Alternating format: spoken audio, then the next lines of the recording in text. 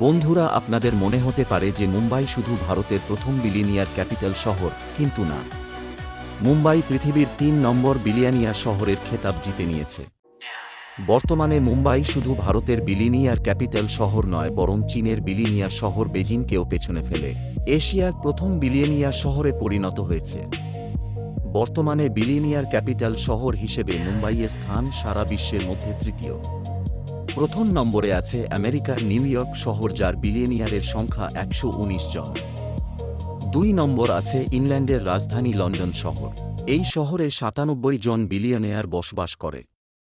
এবং তৃতীয় নম্বর রয়েছে ভারতের মুম্বাই শহর, যা বলিউড শহর নামে পরিচিত। এখানে বর্তমানে ৯২ জন বিলিয়নিয়ার বাস করে, যা বিশ্বের মধ্যে তৃতীয় নম্বর স্থান দখল করে।